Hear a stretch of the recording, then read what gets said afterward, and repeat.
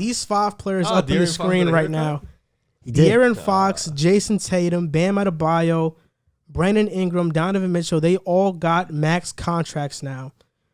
4 of these guys are from the 2017 draft class. 1 guy in Brandon Ingram from 2016. And this simple question, which player would you want for the next 5 years to lead your franchise? What player are you going with? Let me start by saying this. De'Aaron Fox shouldn't be in this conversation. So I hope nobody's answer is De'Aaron Fox. Nah, I like De'Aaron Fox, No, but he's a good player, but I'm talking about in terms of leading a franchise, there should be. I think he could be an all-star. Like, I think he'll be an all-star talent down the road, but that's cool and all. I don't think he's in this category. There should be only 2 smart answers in this. And I'm going Donovan Mitchell. I think this is the one guy who we've seen lead a team as a rookie, come in year 2, be the best offensive player on the team, and lead a pretty, let's be honest, it's a regular offense to the playoffs and be the best player on the team.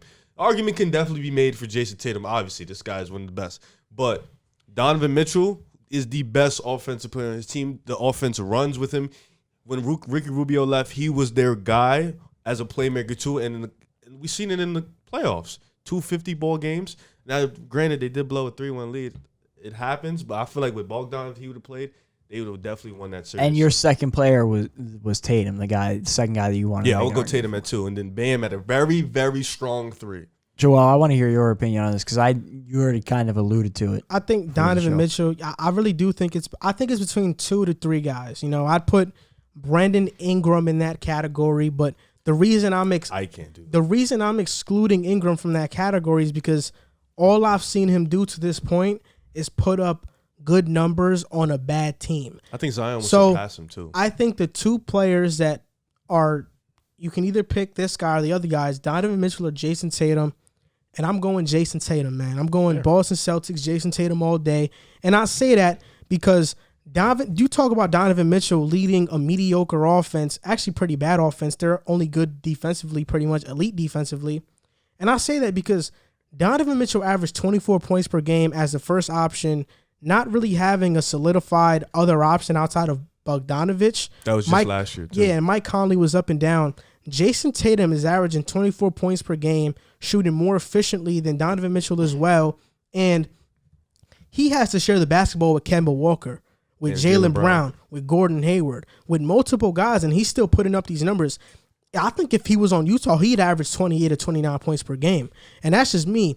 I think Tatum is the better defender. He can defend more positions than Donovan Mitchell. I think he's a more efficient scorer. And I think in the modern NBA, the most important position is the wing position. Jason Tatum, he has limitless potential. I can see him being a top 5 player in the league, and the sky's the limit for him. I'm going with Jason Tatum. I have it narrowed down to 3.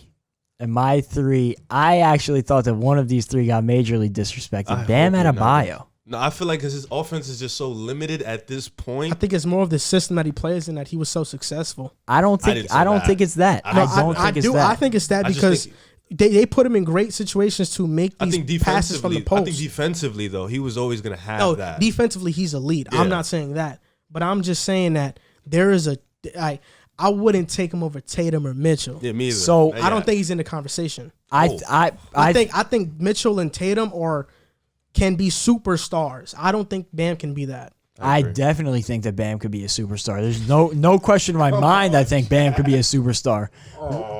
What does Giannis do that he doesn't do? Dominate. But what's the biggest complaint about Giannis? He can't shoot the ball, right? No, he's very bad in a half-court offense. Bam will not be Giannis. No, I'm not saying he will.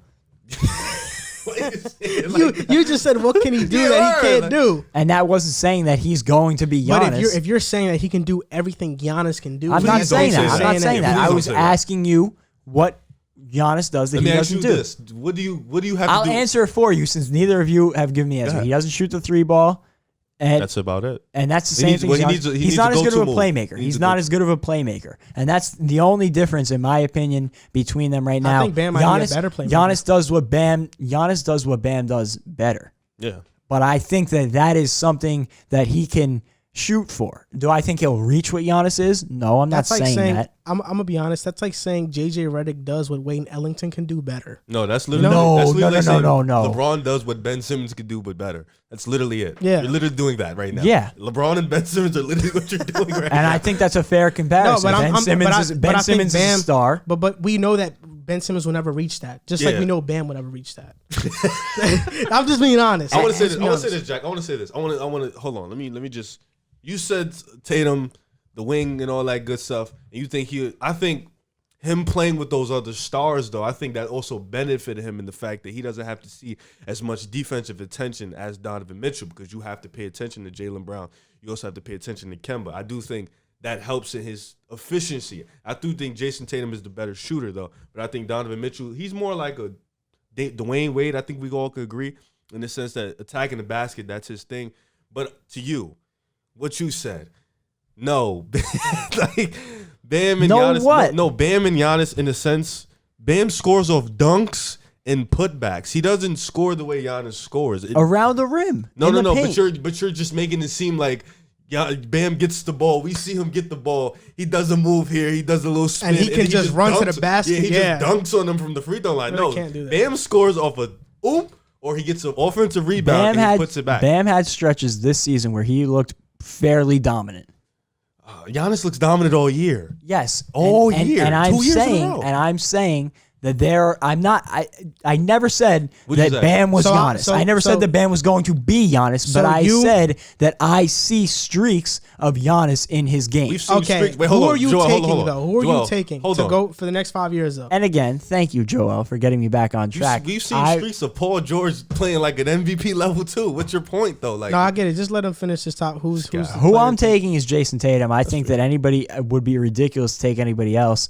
Right now, Jason Tatum is leading a team. He is leading that Celtics team. I don't care what anybody says. He's the best player on that Celtics team. And although he made some questionable decisions in the playoffs, his shooting was questionable. I think that, like Joel said, he has the highest ceiling out of maybe anybody in the league outside of Luka Doncic right now. Personally, I think that Jason Tatum is going to be a top 3 player in the league moving forward.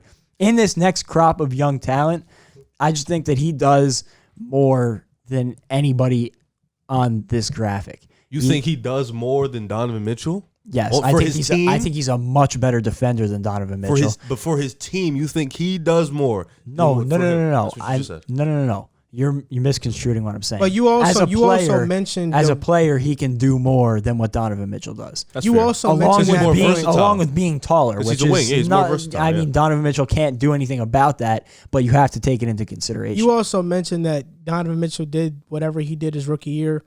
Tatum did too, and he took that. He led them in the Celtics far. When Kyrie got hurt. To be fair, though, he didn't do it in the regular season, but the playoffs. No, the playoffs, he was phenomenal. But to be fair, though, Kyrie and Gordon Hayward were the top of the top, and that team was loaded. Yeah, Kyrie got hurt in the regular season, though. Like, they got Gordon him there. Hayward Gordon Hayward didn't play, but you still had Jaylen Brown there. Marcus Morris, I think, was still there on that team. That was still a well-rounded team. No, I get it, but like, so was that Jazz team. Was a very well-rounded team. On offense? Well, no, but defensively they're number one. No, defensively they're elite. It doesn't drop off with him playing. Donovan Mitchell is still a really good defender. No, yeah, no, but I'm saying not. that just because Kyrie was there doesn't take away that Tatum was phenomenal in the playoffs. Because they weren't supposed to be Philly. I think they weren't supposed to. But Donovan Mitchell was phenomenal too. Yeah, acting like Donovan Mitchell wasn't phenomenal. No, he was. I never said he was. But I think Tatum was wasn't phenomenal in the playoffs. I think because he went farther. Yeah, he went farther. That was makes you. And I think that but the numbers are better too. I think they're pretty much the same. Probably the same. I think that Mitchell's defense gets inflated a little bit by the fact that he plays with a great defensive supporting cast. You can say the same thing about Jason Tatum. No, I just think that skill-wise, Jason Tatum is a better defender. They never really had a rim protector. Well, I mean, but they still have Daniel Tice, who's a plus defender. They have Jaylen Brown, who guards the best player on the other team. He's not Rudy Gobert, though. That is fair to say.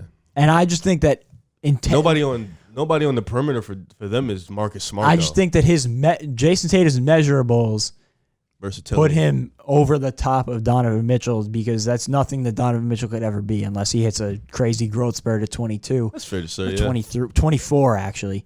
And again, he's the oldest out of the 3 of those guys that I mentioned in my 3. Mm-hmm. He's older than De'Aaron Fox. No. Out of the three, he's older than Bam and Jason Tatum. That's my three guys that I would look at. I would say Jason Tatum, Donovan Mitchell, Bam, 1, 2, 3. Yeah, I would go Donovan, but I feel like those two at the top because Bam is just getting it started. I feel like Donovan and Jason Tatum, we'd already seen like these dudes to be superstar level talents. But let me ask you a quick question. So we dropped the two other guys. So since out of Fox and Ingram, who do you think is the next? Who's next up? I'd go Fox. Go Fox. I think in the West that's hard for a point guard.